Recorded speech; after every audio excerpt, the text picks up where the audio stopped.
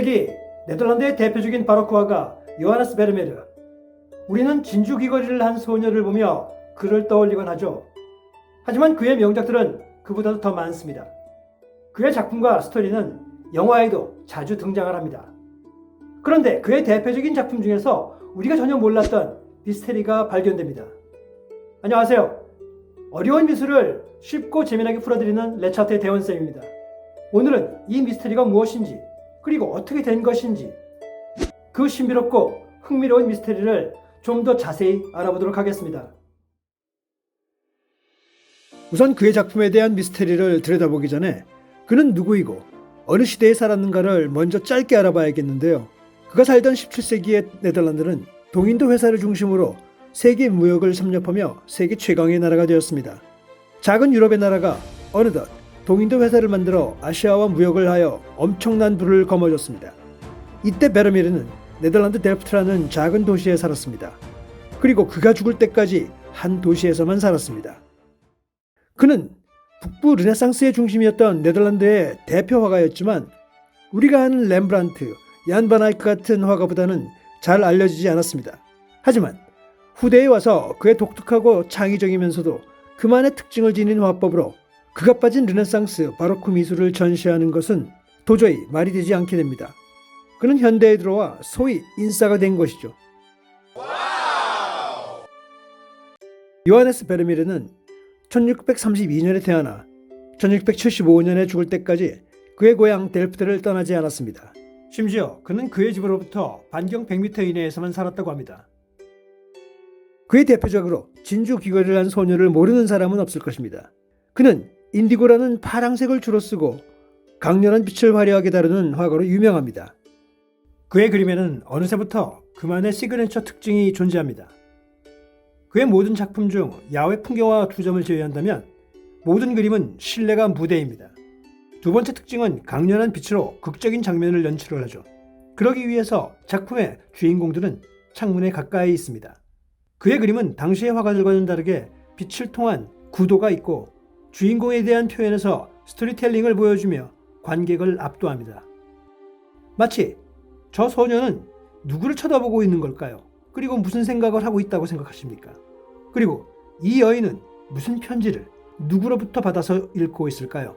바로 이런 극적인 스토리가 들어가 있는 그런 그림을 베르메르는 그려왔습니다. What I love about this painting is that it's such a small room, but the longer you look at it, the more expansive the room becomes. It opens up. 자, 그렇다면 이런 베르메르의 작품 중 그의 대표작인 진주 귀걸이를 한 소녀가 아니라 열린 창가에서 편지를 읽는 소녀가 왜 화제일까요? 그 작품을 지금 한번 만나보시죠. 믿을 수 없을 정도로 단순한 이미지. 이 그림은 1657년 얀 베르메르의 열린 창가에서 편지를 읽는 소녀입니다. 커튼 바로 뒤에 서 있는 소녀는 그녀 자신과 그녀가 있는 그 순간을 평화롭게 묘사하고 있습니다. 그리고 저 편지는 그녀와 떨어져 있는 또 다른 외부 세계와의 대화를 암시하는 것으로 보입니다. 그런데 이 고요하고 치밀한 순간에 갑자기 벌거벗은 큐피드라는 인물이 끼어듭니다. 수십 년 전 엑스레이 분석으로 사랑과 욕망의 화신이 발견된 거죠. 하지만 미술계로부터 완전히 무시당하고 있었습니다. 지금 큐피드는 그림의 극적으로 다시 출연하게 되는 거죠. 이 그림의 복원을 통해 분명해진 점은 원래 베르메르가 그렸던 큐피드를 그의 사망 후 다른 사람이 후대에 덮어버렸다는 것입니다. 이 사실이 밝혀지자 전 세계가 주목을 하게 됩니다. 사람들은 보통 자기 눈에 보이는 것만을 보려고 합니다. 우리는 홀로 누군가로부터 온 사랑의 편지를 조용히 읽고 있는 이 평화로운 모습만을 지금까지 알고 있었던 거죠. 아무도 이 그림이 지닌 원래의 의미와 진실을 알지 못했던 것입니다. 사랑의 화신 큐피드는 거의 300년 이상 이 작품에 숨겨져 있던 중요한 인물이었습니다. 그런데 그 인물은 누군가에 의해 감춰져 있었던 거죠. 그러나 이제 큐피드가 나타나면서 이 유명한 작품은 완전히 다른 모습을 보여주게 되었습니다. 요하네스 베르메르의 열린 창에서 편지를 읽는 소녀에서 통통한 사랑의 신이 작품 복원 프로젝트 중에 그 모습을 드러낸 것입니다. 이 작품의 복원을 주도했던 올드 마스터 픽처 갤러리 디렉터인 스테판 코야는 Projekt Das brieflesende Mädchen von 다라고 회상합니다. 이 그림은 2021년 9월에 요하네스 베르메르 On Reflection이라는 제목으로 독일 드레스덴에서 전시하기 위해 당시 드레스덴 미술관이 소장하고 있던 이 작품의 전시 준비에서 시작됩니다. 2017년 미리 기획된 전시를 준비하며 작품의 상태 확인과 복원 필요성을 테스트하다가 벌어진 일이죠. 전문가들은 이미 40여 년 전에 열린 창가에서 편지를 읽는 소녀를 찍은 엑스레이 사진에서 정체불명의 큐피드를 발견했었습니다. 이 큐피드는 소녀의 머리 뒤편, 캔버스 우측 상단에 페인트로 덮여 있었던 것입니다. 하지만 전문가들은 베르미르가 이 사랑의 화신을 그렸다가 그냥 지운 것으로 추측했었던 거죠. 그림 속의 큐피드는 마치 그림 밖을 내다보며 자신을 내보내달라고 하는 듯 했습니다.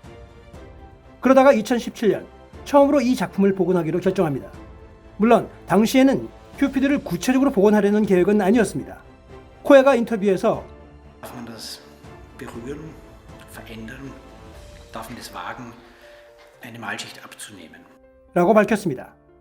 그 반응은 직사각형 내에 물감이 다른 부분의 베르미르의 채색 물감과는 다른 재료로 이루어진 것으로 베르미르가 아닌 다른 사람이 그린 것으로 여겨집니다. 그리고 다른 부분보다 어둡게 칠해진 것은 다른 화가가 오랜 기간 어두워진 것에 가깝게 맞추려고 일부러 어둡게 채색한 것으로 보입니다. 그러니 오랜 먼지와 때를 벗겨내고 나자 명암이 다르게 나타난 것이었습니다. 결국 미술관은 심각한 문제에 빠졌습니다. 이 그림을 그대로 놔둘지 아니면 감춰졌던 다른 사람의 그림을 발굴을 할지 고민스러웠던 거죠. 당시 전문가들은 이 복원 계획에 대하여 갑론을박을 벌였습니다. 당시 전문가들의 의견을 들어보시죠. You have this iconic painting that has imprinted itself in our collective consciousness. Now it's no longer there. It's been replaced by another painting. Insofern ist es So removing the paint is tantamount to erasing history. diese Übermalung wegnimmt. What our strategy for the restoration seeks to do is to put the painting in the condition in which it might have left the artist's studio. Initially, it was a shock. But this opens up whole new avenues of interpretation. Wir haben uns in wirklich eingehenden Diskussionen, in minutiösen Untersuchungen naturwissenschaftlicher Natur. Conversely, you can also ask why the so-called original is so important. Why go back in time? Sure, you can say, because this was how Vermeer painted it. Weil offensichtlich Vermeer es so But if we now gemalt claim to be capable of recreating the original picture, suggerieren, we damit would have to first learn to see things as they did in the 17th century. 미술관은 베르미르 전문가들과 복원 전문가들로 구성된 자문단을 구성하기로 합니다. 자문단은 일단 현미경을 사용하여 아주 미세한 부분만 샘플을 채취하기로 결정합니다. 이 작은 샘플을 통해 이 큐피드는 베르미르가 1650년 후반에 그린 이후 10여 년 뒤에 그려진 것으로 나타납니다. 당시 책임자였던 코야에 의하면 그림 위에 먼지가 묻은 바니쉬층을 발견한 것이 단서가 되었답니다. 그 층은 나중에 축적된 거였다고 하는데요.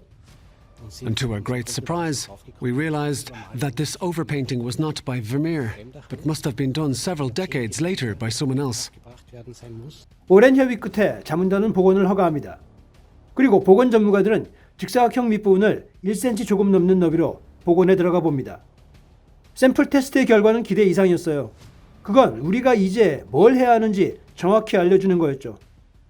자문단은 전원 일치로 드레스덴 미술관의 복원가인 크리스토프 쉘젤에게 큐피드를 완전 복원하라고 지시하게 됩니다. 쉘젤은 이 작업을 약 1년 반 넘게 하죠. 쉘젤은 1cm씩 조심스럽게 현미경으로 관찰하며 메스칼로 안정적으로 복원하기 시작했습니다. 책임자였던 코야는 이 복원 작업을 통해 많은 것을 얻었다고 합니다. 구도와 색상의 균형만이 아니라 작품에서 발견된 내용도 큰 성과였다고 했죠. 복원 이전에 우리가 느끼던 소녀의 상기된 볼빛을 통해 러브레터를 읽고 있었을 것이다를 알았지만 큐피드의 등장을 통해 베르미르가 어떤 의미의 사랑을 그리고 싶었는지 좀 더 명확해졌다는 것이었습니다.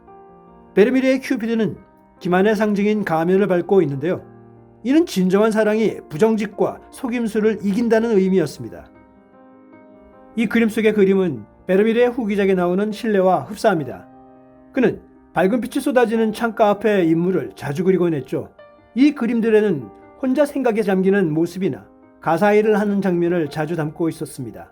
그리고 벽에 붙은 그림이나 지도 같은 것들을 통해 인물의 내면적인 삶을 상징해주기도 합니다.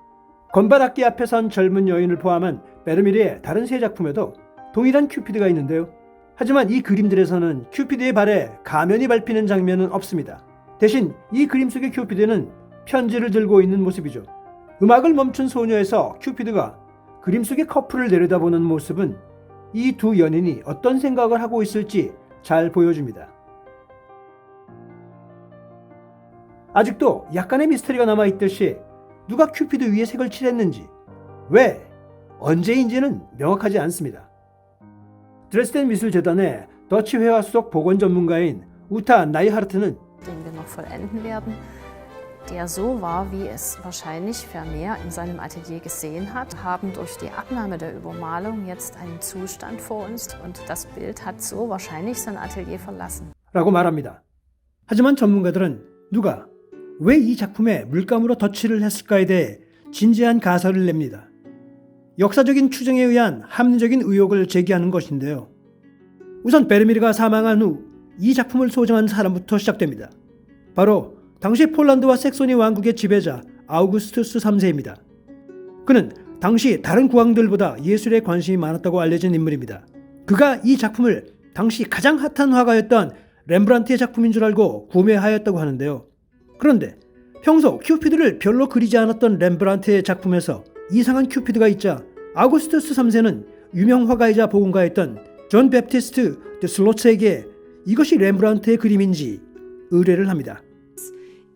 And he was famous for his talent for restoring, repainting, and touching up works, including those of Flemish and Dutch painters. Ob Vermeer darunter war? We can't say, of course, whether the girl reading a letter was one of these, but it's a legitimate assumption. Perhaps artists or restorers who came along later wanted to sort of update the paintings to appeal more to the sensibilities of the time. So, for instance, a young woman reading a letter at an open window, perhaps in the time that it was overpainted, they wanted the viewer to concentrate on the stillness, the beauty, the concentration of the woman and not be distracted by the Cupid behind her. 이렇듯 베르메르를 포함한 많은 과거의 화가들이 다양한 이유로 그의 작품들이 훼손이 되거나 또는 다르게 그려지는 그런 상황들이 많이 발생을 했는데요. 이 부분에 대해서 사실 우리는 지금까지는 복원이라는 부분에 대해서 굉장히 중시하는 그런 입장을 많이 보여왔습니다. 하지만 최근 많은 전문가들은 이에 대한 반론을 제기하기도 합니다. 예전의 원본을 제대로 다시 한번 복원을 시키느냐, 아니면 어떤 이유로든 변화한 이후 수백 년을 이어져 오면서 많은 관객들이 제대로 이해를 하고 있는 이 시점에서 완전히 색다른 그림으로 보여진다는 것이 정말 옳은 것인지, 지난 수백 년 동안 보여져 있던 그 그림들이 다른 모습으로 나타난다는 것은 그 수백 년간의 사람들이 느끼는 그 역사가 다르게 보일 수 있다, 왜곡될 수 있다, 이렇게들 서로 갑론을박을 하고 있는데요. 전문가들 갑론을박을 한번 들어보시죠. Why it was overpainted remains a point of speculation and will never be precisely explained. For me, it seems like a subsequent correction. It's a very early Vermeer. And if you look at his later paintings, he largely leaves out allegorical additions like this. Perhaps some connoisseur of Vermeer's work said, "Nah, he never would have painted it like that in his later period. Let's correct it as he would have and erase this fresco in the back." Und da hinten dieses Fresko sozusagen.